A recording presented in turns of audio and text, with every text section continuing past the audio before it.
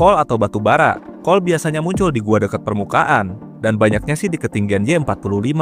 Coal bisa ditambang walaupun pakai wooden pickaxe. Pas udah ditambang, coal bisa dijadiin obor buat penerangan, bahan bakar furnace, atau buat api unggun. Coal juga lumayan unik, soalnya batuan ini bisa menghasilkan EXP. Jadi banyak player yang sengaja nambang coal buat benerin pickaxe mendingnya, yang butuh XP pas lagi keadaan darurat.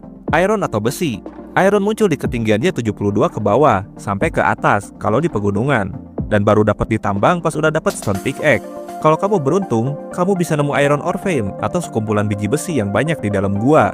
Gak kayak coal, iron bakalan jadi raw iron yang harus dileburin dulu. Nah, nanti iron ingot inilah yang bisa dijadiin macam-macam item, kayak perlengkapan dan senjata, redstone, dan lain-lain. Jadi iron itu bahan tambang yang lumayan berguna, soalnya banyak dipakai di resep crafting. Copper atau tembaga. Copper muncul dari ketinggian Y112, dan sama kayak iron yang baru bisa ditambang pakai stone pickaxe. Ada juga copper ore vein yang punya banyak biji copper. Terus copper juga banyak muncul di bioma Deepstone Cave. Sama kayak iron sebelumnya, biji copper bakalan jadi raw copper yang harus dileburin dulu supaya jadi copper ingot.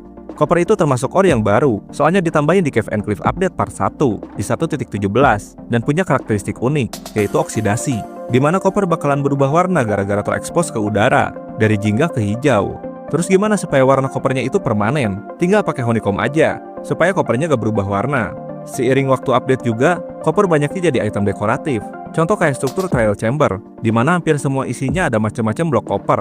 Gold atau emas. Biji gold baru muncul di ketinggian Y24, atau bisa lebih tinggi, sama lebih banyak, di bioma Badlands. Gak jauh beda dari copper dan iron juga, raw gold harus dileburin dulu, supaya jadi gold ingot. Walaupun bisa jadi peralatan dan armor, gold itu lemah kekuatannya, jadi cepat hancur. Tapi akhirnya di Nether Update 1.16, gold bisa dipakai barter ke piglin, jadi lebih berguna. Gold juga punya varian lain selain batuan biasa sama deep slate. Ada varian netherrack dan gilded blackstone. Cuman kedua varian ini muncul di nether aja dan ngasih gold nugget yang harus di-craft jadi gold ingot. Atau kamu bisa pakai silk touch supaya dapat blok bijinya, terus dileburin pakai furnace kayak raw gold. Lapis lazuli muncul di ketinggian Y64 sampai negatif 64. Sama kayak coal, lapis lazuli langsung muncul pas ditambang, alias gak usah dileburin. Sama bisa ditambang pakai stone pickaxe. Lapis lazuli juga ngasih EXP, tapi fungsinya lebih sedikit. Paling dijadiin bahan enchantment, pewarna biru, atau dijadiin blok lapis lazuli itu sendiri. Nah, karena memiliki ketinggian yang gak jauh beda sama diamond, kadang player yang ngelihat dari jauh ngira lapis lazuli itu adalah diamond, khususnya di gua yang gelap. Redstone muncul di ketinggian Y16 dan baru bisa ditambang pakai iron pickaxe. Ketika player berinteraksi sama biji redstone, bloknya bakal menyala.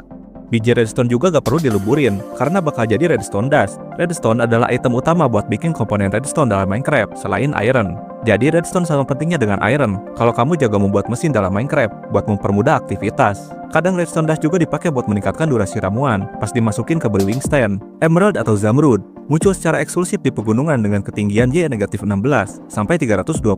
Emerald sering dipakai buat mata uang trading dengan villager atau wandering trader. Jadi kebanyakan player gak nyari emerald di pegunungan, soalnya mereka bisa dapetin dengan gampang dari villager. Ketika player sudah dapetin banyak emeraldnya, kadang mereka bikin piramida dasar buat beacon, pakai blok emerald.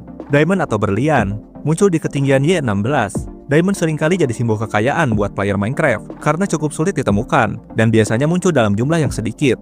Diamond juga sering dijadiin alat dan armor tingkat tinggi, template armor trim buat dekorasi, atau bahan dasar enchantment table. Jadi, player yang sudah memasuki tahap late game biasanya menyimpan banyak sekali diamondnya supaya nanti bisa ditingkatin ke material yang lebih kuat. Quartz atau kuarsa eksklusif ada di Nether dan nyatu sama netherrack. Quartz seringkali dijadiin blok dekoratif atau komponen dalam redstone kayak observer, daylight detector, dan redstone comparator. Quartz juga biasanya dipakai buat benerin peralatan yang ada enchantment mendingnya. Soalnya quartz menghasilkan XP sama kayak coal dan lapis lazuli. Ancient debris atau netherite sama kayak quartz juga, ancient debris cuma muncul di nether, khususnya di kedalaman Y16. Ancient debris harus mengalami proses yang lumayan sulit sebelum jadi satu netherite ingot. Pertama-tama, player harus cari 4 blok ancient debris. Kedua, leburkan 4 blok ancient debris tadi jadi 4 netherite scrap. Ketiga, gabungkan 4 netherite scrap tadi sama 4 gold ingot. Akhirnya, jadilah sebuah netherite ingot. Segini pun masih belum beres. Kalau kamu mau bikin peralatan atau armor diamondmu jadi netherite, kamu harus cari template netherite upgrade di struktur Bastion Remnant sejak update Res and Tales di 1.20.